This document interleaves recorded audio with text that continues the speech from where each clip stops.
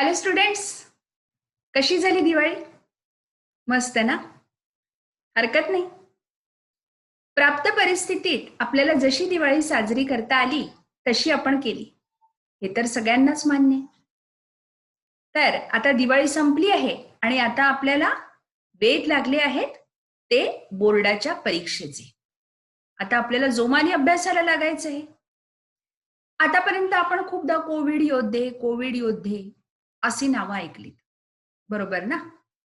पण जे खरे वीर आहेत, जे आपल्या सीमेवर जाऊन लढतात, त्या योद्ध्यांविषयीचा आजचा आपला हा पाठ आपण शिकूयात. मला निश्चितच आवडेल. वीरांना सलामी. सचिन तेंडुलकर, विराट कोहली किंवा चित्रपटांमधले बरेच अभिनेते यांची नावं आपल्याला सहज मुखोद्गत असतात. ती सर्वदूर पसरलेली असतात. पण देशासाठी शहीद झालेल्यांची नावं तेवढी सर्वदूर पसरत नाही. खरं बघितलं तर काय आहे की फिल्म मध्ये काम करणारे सगळे अभिनेते खूप सुरक्षितरित्या काम करू शकतात. खेळाडू खेळू शकतात. आपण आपली कामं सुरक्षितपणे करू शकतो. हे सगळं कुणामुळे होतं? तर हे सगळं वीरांमुळे, आपल्या सीमेवर लढणाऱ्या सगळ्या सैनिकांमुळे. पण तरी त्यांची नावं मात्र कुणालाच ठाऊक नसतात. हे खरं म्हणजे दुर्दैव आहे. तर असाच एक खूप छान पाठ ज्याचं नाव आहे वीरांना सलामी. चला आपण शिकूयात. मी या ठिकाणी तुमच्यासाठी तो वीरांना सलामी हा जो अतिशय सुंदर असा पाठ आहे याची स्क्रीन तुमच्याशी शेअर करते. वीरांना सलामी. लेखिका अनुराधा प्रभुदेसाई. प्रसिद्ध लेखिका, लक्ष फाउंडेशनच्या संस्थापिका. या फाउंडेशनच्या माध्यमातून 2004 पासून श्रीनगर, लडाख, अरुणाचल, नागालँड आणि आसाम मधील आघाड्यांवरील ठाण्यांवर जाऊन जवानांशी संवाद साधून, बघा एक स्त्री आहे अनुराधा प्रभुदेसाई. आपण ही स्क्रीन आहे ना, ही थोडीशी मोठी करून घेऊया बरं का. ही आपण थोडीशी झूम करूयात ही स्क्रीन. मी मला स्वतःला इकडे घेऊन जाते. Yes, done.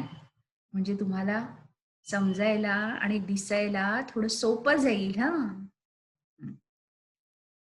बघा, स्वतः लेखिका स्त्री आहेत आणि तरी सुद्धा या सगळ्या सीमांवर कुठल्या कुठल्या श्रीनगर, लडाख, अरुणाचल प्रदेश, नागालँड आणि आसाम आघाड्यांवर, ठाण्यांवर जाऊन, म्हणजे तिथे जवानांचे जे ठाणे असतात, त्यांचे जे स्टेशन्स ज्याला आपण म्हणतो ते असतात, तिथे जाऊन आम्ही तुमच्या सोबत आहोत असा विश्वास देण्यासाठी पुढाकार. कारगिल युद्धातील 12 वीरांच्या शौर्यगाथांच्या पुस्तिकांची शाळांमध्ये वितरण वाटणे, डिस्ट्रीब्युशन. वीरांच्या सगळ्या शौर्यगाथा, धाडसांच्या त्यांच्या कहाण्या, ऋणानुबंध सैनिकांशी कारगिल शौर्यगाथा हे दृकश्राव्य सादरीकरण. दृकश्राव्य ऑडिओ व्हिज्युअल क्लिप ज्या असतात त्याला म्हणतात दृकश्राव्य. ऐकू पण येतं आणि बघता पण येतं. सैनिकांबद्दल आदरभाव व्यक्त करणाऱ्या सैनिकांसाठी रक्षाबंधन, सैनिकांबरोबर दिवाळी, त्यानंतर सैनिक माझा व्हॅलेंटाईन, प्रत्येक सैनिक एक पणती, सैनिकांसोबत युवा प्रेरणा, अशा कार्यक्रमांचे आयोजन. किती छान छान कार्यक्रम आहेत. हे ऐकल्यावर आपल्याला सुद्धा वाटतं की आपणही असे कार्यक्रम घ्यायला हवेत. सन 2004 मध्ये केवळ एक पर्यटक म्हणून लडाखला गेलेल्या लेखिकेला, बघा कधी गेल्या होत्या, 2004 मध्ये. 1999 कारगिल युद्ध आपल्यापर्यंत पोहोचले कसे नाही? म्हणजे आतापर्यंत त्या सगळ्या ठिकाणी गेल्या, पण 99चं कारगिल युद्ध कसं काय सुटलं, ते कसं काय मिस झालं, याची खंत वाटत राहते. खंत म्हणजे दुःख. त्यानंतर विजय स्तंभाच्या साक्षीने पुढील 5 वर्षे या भूमीवर येऊन सर्व वीरांना सलामी देईन अशी ती शपथ घेते. त्या शपथपूर्तीच्या वाटेवरचा प्रवास म्हणजे हा पाठ. कुटुंबापासून खूप दूर सीमेवर सेवा परमो धर्म. सेवा हाच उच्च धर्म आहे ना. असं म्हणतात ना, service to man is service to God. तसंच सर्व्हिस, सेवा हा सगळ्यात मोठा धर्म आहे. बाकी धर्म, जाती, पंथ यापेक्षा पालन करत सैनिक अत्यंत प्रतिकूल परिस्थितीत देशरक्षणाचे काम करतात. कुठे मायनस टेम्परेचर असतं, कुठे खूप जास्त टेम्परेचर असतं, ऊन, पाऊस, वारा, तुफान, या सगळ्या कशाचीच भीती न बाळगता, काळजी न करता सैनिक काय करतो? तर सैनिक अशा सगळ्या प्रतिकूल, बिकट परिस्थितीमध्ये देशरक्षणाचे काम करतात. कुटुंबियांच्या प्रेमासाठी आसुसलेल्या या सैनिकांसोबत जेव्हा रक्षाबंधन साजरे केले जाते, तेव्हा ते खऱ्या अर्थाने रक्षाबंधन कसे ठरते? रक्षाबंधन, रक्षा म्हणजे रक्षण, आणि बंधन, त्या बंधनासाठी आपण जो धागा बांधतो, तो धागा खऱ्या अर्थाने कोण सार्थक करतो? सैनिक. म्हणून ते सार्थक ठरते. याचा प्रत्ययकारी अनुभव, प्रत्यय देणारा, लिटरली शब्दशः खरा ठरणारा, जवानांच्या ठाण्यांपर्यंत पोहोचण्यासाठी लेखिकेने केलेल्या प्रवासातून सीमेवरील खडतर परिस्थितीची कल्पना येते. खडतर, कठीण. सीमेवर किती कठीण परिस्थिती आहे बघाल आता तुम्ही. याच्यात जे वर्णन केलं आहे ते आपण बऱ्याच चित्रपटांमधून सुद्धा बघितलेलं असतं, बरंच वाचनात आलेलं असतं आपल्या. जवानांच्या ठाण्यापर्यंत पोहोचण्यासाठी लेखिकेने केलेल्या प्रवासातून सीमेवरील खडतर परिस्थितीची कल्पना येते. अशा परिस्थितीत जीवाची बाजी लावून काम करणाऱ्या, जीवाची बाजी लावणे, प्राण अर्पण करण्याचा प्रयत्न करणे, प्राण अर्पण करणे, प्राणांची पर्वा न करणे, जवानांबद्दलच्या अभिमानाने आपला ऊर भरून येतो. आपण सुद्धा जवानांसाठी ठोस काहीतरी करायला हवे असे वाटते. आता इथून अनुराधा प्रभुदेसाईंचं छानसं आत्मचरित्र जे आहे ते सुरू होतं. बघूयात आपण. ठीक आहे, आपण इकडे जाऊयात. एका पर्यटकाच्या नजरेतून सुरू केलेला 7 दिवसांचा प्रवास. आता लेखिका म्हणते, मी पर्यटक, मी खूप ठिकाणी फिरणारी, आणि त्या फिरणाऱ्या याच्यात मी जो प्रवास केला आणि ते मला जे अनुभव आले, कुठे कुठे प्रवास केला? लेह, नुब्रावली, पँगॉंग लेक, आणि सरते शेवटी द्रास, कारगिल. आता शेवटचा टप्पा शिल्लक होता, कारगिल आणि द्रास.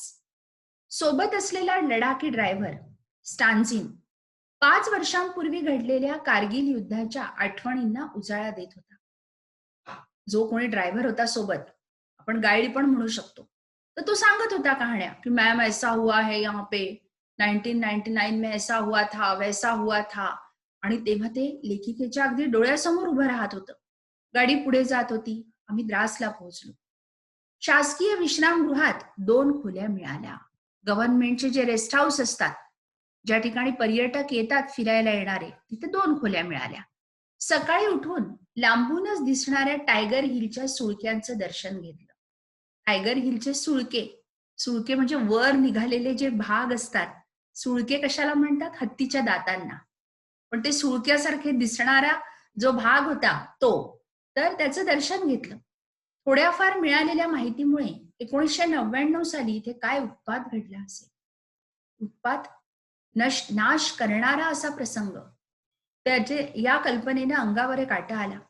निशब्द अवस्थेतच तोलोलिंगच्या पायथ्याशी बांधलेल्या ऑपरेशन विजयच्या स्मारकापर्यंत पोहोचलो. हे ऑपरेशन विजयचं तिथे काहीतरी एक काय म्हणतो आपण त्याला, इन मेमरी ऑफ असं जे बनवलं जातं स्मरणाप्रित्यर्थ, तसं त्या ठिकाणी एक स्मारक बनवलेलं होतं, मेमेंटो. समोर दिसणारा तोलोलिंग, डावीकडे नजर गेली की दिसणारा रोकिनॉब hump, India Gate, 3 people, tiger हिलचा सुळका, त्याच्या बाजूचा पॉइंट, 4875 भारतीय जवानांनी काबीज केलेल्या शिखरांची रांग. किती शिखरं होती तिथे? 4875. बापरे, है ना? सगळे हिल्सच हिल्स. आणि त्या एकूण अशा 4875 भारतीय जवानांनी काबीज केलेल्या शिखरांची रांग. होय, याच मातीतून धूळ अंगावर घेत 16,000 फुटांवर बर्फाच्छादित शिखरं, बर्फाने कव्हर झालेले सगळे शिखरं. विचार करा, फ्रीज मध्ये गोठलेला बर्फ आपण किती वेळ हातात धरू शकतो? आलं ना, कळलं ना, लक्षात आलं? आणि ते 16,000 फूट बर्फांनी आच्छादलेले सगळेच्या सगळे शिखर, पीक्स, आणि ते टोकदार असतात एकदम. शत्रूच्या तोफा पहाडावरून आग ओकत असताना या भयाण पर्वतांवर आमचे धैर्यधर अथक चढत राहिले होते. अथक, सतत सतत प्रयत्न करून.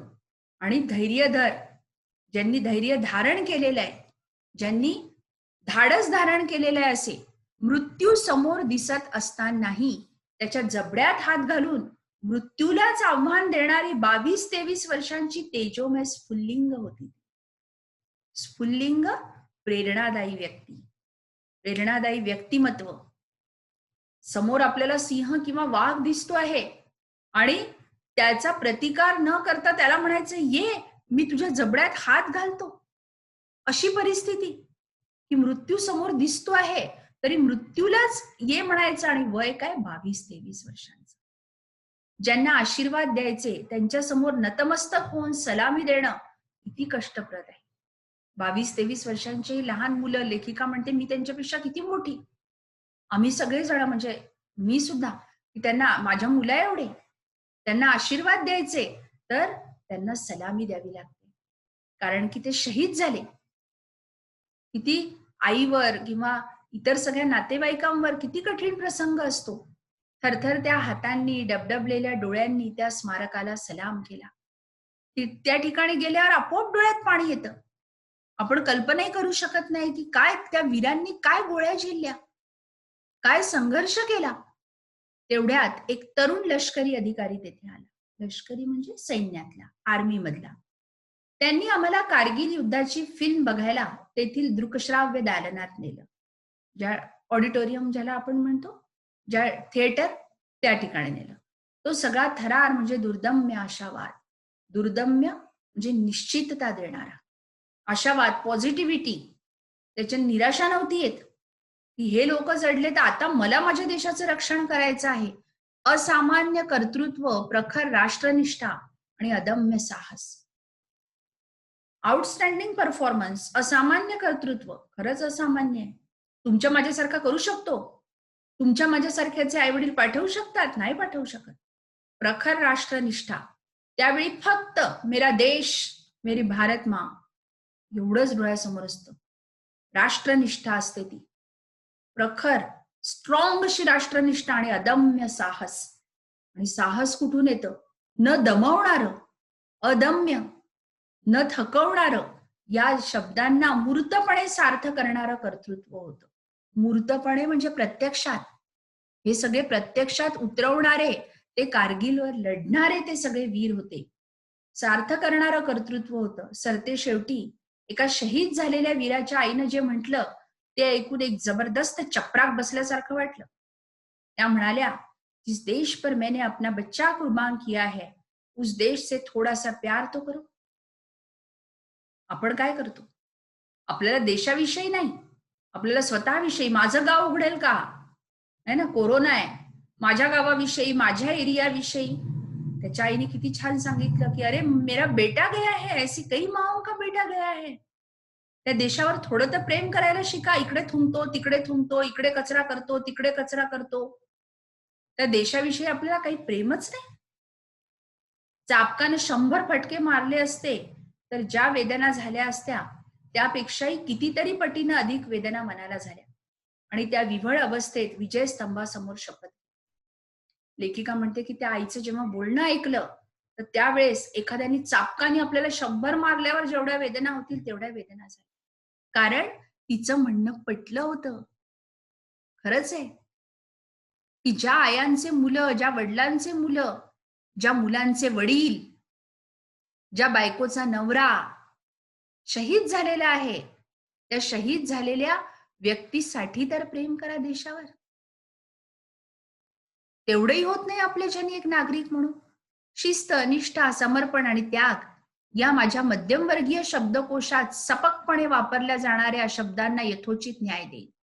लेखिका म्हणते मी शपथ घेतली त्यावेळेस. शिस्त सगळ्यांना माहिती आहे, योग्य प्रकारे वागणे, डिसिप्लिन, निष्ठा, निष्ठा ठेवणे, विश्वास, आणि दुसरी गोष्ट की त्या गोष्टीवर श्रद्धा, निष्ठा असा एकनिष्ठ, लॉयल्टी ज्याला इंग्लिशमध्ये म्हणतात, प्रामाणिकपणे विश्वास ठेवणे, समर्पण, त्याग. समर्पण करणं म्हणजे सगळं काही झोकून देणं, अर्पण आणि त्याग. हे माझ्या मध्यमवर्गीय शब्दकोशातले शब्द आहेत आणि त्यांना मी यथोचित न्याय देईन. देशासाठी शिस्त राखेल, देशावर निष्ठा ठेवेल, समर्पण करण्याची वेळ आली तर ती करेल आणि त्याग करण्याची वेळ आली तर ती करेल. केवळ शब्द नाहीत तर तशी वृत्ती बनलेल्या, वृत्ती म्हणजे स्वभाव, हे नुसते शब्द नाहीत तर हा सैनिकांचा स्वभाव बनलेला आहे. सैन्य दलातील त्या वीरांचे भाट होऊन त्यांची कौनं गाईन. कौनचा अर्थ स्तुती करणारी गीत. जशी देवाची स्तुती करतो, जसं आपण देवाचे भजनं म्हणतो, तसे मी सैनिकांची भजनं म्हणेन आणि निदान पुढील 5 वर्ष नागरिकांना सोबत घेऊन या भूमीवर येऊन सर्व वीरांना सलामी देईन. पन्नादाईप्रमाणे सर्वसमावेशक मातृत्व अंगीकारेन आणि त्यांच्या त्यागाला पात्र बनण्याचा प्रयत्न करेन. पन्नादाई, देशभक्त. त्यांनी आईचं, सगळ्यांची मी आई होईल, सगळ्या देशभक्तांची आई होईल असं ठरवलं होतं, तसं मीच ठरवेल. मातृत्व अंगीकारेल, अंगीकारेल म्हणजे स्वीकार करेल आणि त्यांच्या त्यागाला पात्र बनण्याचा प्रयत्न करेल. मी योग्य आहे त्यांच्या त्यागासाठी. मीच एक नागरिक आहे की त्यांनी त्याग केला तर त्यांचं सार्थक करेल, अर्थपूर्ण करेल.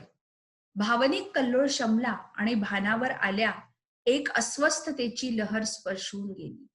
रेस्टलेसनेस, बेचैन, खूप बेचैन वाटायला लागलं. कारण की आता अश्रू निघून गेले, भावनिक कल्लोळ. आतमध्ये जे रडण्याच्या भावना होत्या त्या सैनिकांसाठी त्या शांत झाल्या आणि आता खूप अस्वस्थ वाटायला लागलं. भावना वेगात शपथ तर घेतली, पण जमेल का हे सारं आपल्याला?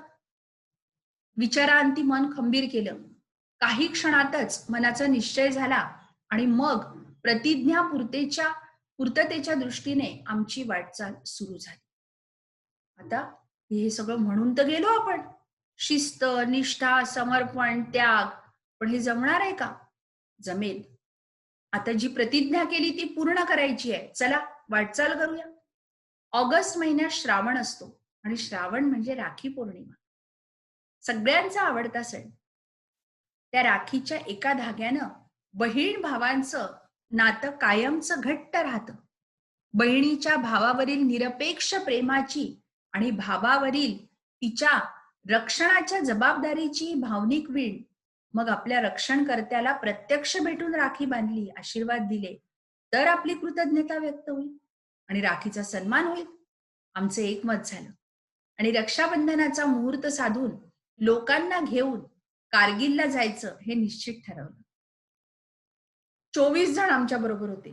यायला तयार झाले आणि सुरू झालं मिशन लडाख. योग्य व्यक्तीला राखी बांधायची, कारण तोच तर खरं रक्षण करतोय. म्हणून लेखिकेने असे खूप लोक तयार केले आणि एकूण किती जण तयार झाले? 24. आणि निघाले लडाखला. सगळ्यांना राखी बांधायला सैनिकांना. सैनिकांच्या रेजिमेंटमध्ये जायचं. त्यांची जी छावणी असते, रेजिमेंट म्हणजे छावणी, सैनिकांना भेटायचं म्हणजे जणू सिंहाच्या गुहेत प्रवेश मिळवायचा होता. बऱ्याच खटपटी करून आम्हाला निघण्यापूर्वी 14 कोअरच्या लेहमधील हेडक्वार्टर मधून प्रतिसाद आला. म्हणजे त्यांनी होकार दिला, प्रतिसाद आला आम्हाला. आम्हाला 14 कोअरच्या कर्नल झा यांनी बोलवलं. आता आपण इकडे जाऊयात. आणि आता बोलवणं आलं आणि आनंद झाला, आमचं मन धास्तावलं. सैन्य दलातील वरिष्ठ अधिकाऱ्यांशी त्यांच्या केबिनमध्ये जाऊन बोलायचं होतं. बापरे, सगळ्यात वरिष्ठ जे असतील सैन्य दलातले त्यांच्याशी बोलायचं, पण मनातील प्रत्येक प्रश्नांची भेंडोळी कर्नल झा यांच्या प्रसन्न व्यक्तिमत्वापुढे बाद झाली. गुंता, भेंडोळी म्हणजे कन्फ्युजन जे होतं, मनामध्ये खूप प्रश्न होते आणि एकमेकांमध्ये गुंतलेले होते. तुम्ही लष्कराचं मनोबळ खूप वाढवत आहात अशी पाठीवर थाप मिळाली.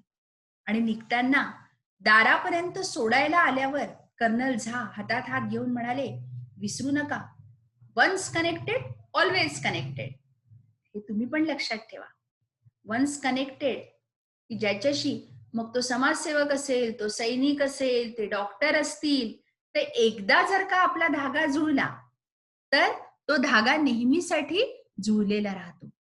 त्यांचा शब्द त्यांनी पुढील वर्षी आणि थेट 10 वर्षांनीही पाळला. अरुणाचलमध्ये भारत चीन सीमेवर भेटू. म्हणजे आम्ही 10 वर्षांनी सुद्धा जेव्हा राखी बांधायला गेलो तर त्यावेळेस सुद्धा त्यांनी आपला शब्द जो आहे तर तो शब्द त्या लेखिका म्हणतात की त्यांनी पाळला तो परत आम्हाला भारत चीन सीमेवर भेटला. पेंगॉंग लेकच्या अलीकडे एक रेजिमेंटला आम्ही भेट देणार होतो. मी रेजिमेंट बाहेरच्या आर्मीच्या फोनवरून मला सांगितलेल्या व्यक्तीशी बोलले. कोणत्या तरी व्यक्तीचं नाव दिलं असेल XYZ, त्यांच्याशी बोलले. आमचा कॉन्व्हॉय मोठ्या गेटमधून आत गेला. चकाचक स्वच्छ कॉन्व्हॉय गाडी एक प्रकारची. चकाचक स्वच्छ रस्ते, क्रुकट केलेले सैनिक, वातावरणात सुद्धा अदब आणि एका मस्त मोकळ्या जागेत ओळीनं मांडलेल्या खुर्च्या, आवर्जून आग्रहाने हस्तांदोलन करणारी मुलं आणि कमालीचं आतिथ्य, सारस स्वप्नवत. आतिथ्य, आदर सत्कार. आम्ही तिथे पाहुणे म्हणून गेलेलो होतो आणि सगळे सैनिक एकदम मस्त पोशाख केलेले, चकचकीत, आणि सगळी व्यवस्था, तुम्ही जिथे शब्द दिलेले आहेत तसे आदर, अदब, आतिथ्य सगळं काही त्या ठिकाणी होता. इतक्यात एक मुलगा जवळ आला. अनुराधा प्रभुदेसाई तुम्हीच का? मी हो म्हटल्यावर तो म्हणाला, मीच तुमचा फोन घेतला होता. मी तुम्हाला एक सांगू का? तुमचा आवाज माझ्या मंगल मावशी सारखा आहे. खरं की काय? बरं ती मंगल मावशी तर मी अनु मावशी. मी म्हणाले, पापण्या भिजू नयेत याची दखल घेत तो म्हणाला, मासी क्या मैं आपके गले लग सकता हूं? बहुत अच्छा लगा आपसे मिलकर. मी म्हणाले, अरे विचारतोस काय बच्चा, मीच काय, सगळ्या काका आणि मावशींना पण भेट. किती छान. वर्षानुवर्ष या लोकांना कोणी भेटायला येत नाही. वर्षानुवर्ष हे लोक घरी जात नाही. आणि या सगळ्या अशा वातावरणात त्यांना काम करायचं असतं. कुणीतरी आपुलकीचं भेटलं की त्यांना किती छान वाटतं. माझ्या गळ्यात पडून नंतर तो सर्वांना भेटला. सगळ्यांच्या गळ्यात पडत होता. नंतर कळलं की त्याच्या मावस बहिणीचं लग्न ठरलं होतं आणि ते त्याच दिवशी होतं. पण त्याला मिळालेली रजा म्हणजे सुट्टी काही कारणामुळे रद्द झाली होती. माझ्या आवाजात त्याची मावशी आणि सोबत आलेल्यांमध्ये त्याचे नातेवाईक शोधत असणार तो. या सोहळ्याची साक्षी असलेली इतर मुलं माझ्याकडे आली आणि म्हणाली, मासी आप बड़ी पार्शल हो. क्यों, क्या हुआ बेटा? वो आपके गले मिल सकता है, हमने क्या पाप किया? जवळजवळ अर्धा तास ती कॉम्बॅट वर्दी विसरून सगळे जण आम्हाला भेटत होते. अजब सोहळा. आम्ही नुसत्या भेटीतूनच मायेची पाखर घालत होतो. पण तो एवढासा भावनिक ओलावाही त्यांना उबदार वाटत होता. आम्ही काय त्यांचे काही खरे नातेवाईक नव्हतो, पण आम्ही मात्र त्यांच्या भावनांनी बांधल्या गेलो होतो. आणि त्या प्रेमाची उष्णता, ऊब त्यांना काय वाटत होती? खूप चांगली वाटत होती. त्या सगळ्या खऱ्या त्रात्यांना, त्राते म्हणजे रक्षण करणारे, आम्हाला वाचवणारे, राखी बांधून आम्ही बाहेर पडलो. त्यांच्या हातात बांधलेल्या राखीच्या धाग्याच्या बंधनात आम्ही कायमचे गुरफटलो. बीज अंकुरत होतं, धुमारे फुटायला थोडा अवधी लागणार होता. कशाचं बीज? संबंधांचं, प्रेमाचं, देशाप्रती असलेल्या कर्तव्याचं. सीड लावल्यानंतर त्याला धुमारे फुटतात, त्याच्यातनं अंकुर बाहेर येतात. बीज अंकुरत होतं, अजून धुमारे फुटायचे होते. प्रवासातील शेवटच्या टप्प्यात कारगिल आणि मग द्रासला जायला निघालो. तेव्हा कारगिलमध्ये शिरताना लागणाऱ्या एका पुलावर एक सैनिक तैनात होता. आमच्या 4 गाड्यांची तपासणी चालू असतानाच मी त्याच्याशी गप्पा मारत होते. कल आपको इसी रास्ते से वापस जाना है, असं तो म्हणाला. बढ़िया, कल फिर मिलेंगे. नहीं, कल मैं नहीं रहूंगा, मेरा बड़ी होगा, मतलब मेरा साथी. लेकिन आपको कारगिल में किसी भी चीज की जरूरत पड़े तो यहाँ जरूर आना. असा संवाद करत करत पुढचा प्रवास जो आहे अनुराधा प्रभुदेसाईंचा, तो प्रवास चालला आहे आणि त्या प्रवासाचा आपण पण आनंद घेणार आहोत, पण आपल्या पुढच्या सेशनमध्ये. आता तोपर्यंत तुम्ही विचार करा की पुढे अनुराधा प्रभुदेसाई आणि सैनिक यांच्यामध्ये काय काय होणार आहे ते. आणि आपण लवकरात लवकरच उद्या भेटू. उद्या आपला हा चॅप्टर जो आहे हा कम्प्लीट होईल. तर तोपर्यंत तुम्ही हे जेवढं झालंय तेवढं नक्की वाचा उद्याच्या चॅप्टरमध्ये आणि झूम सेशनवर आपल्या डिफिकल्टीज विचारा. तोपर्यंत bye bye all of you.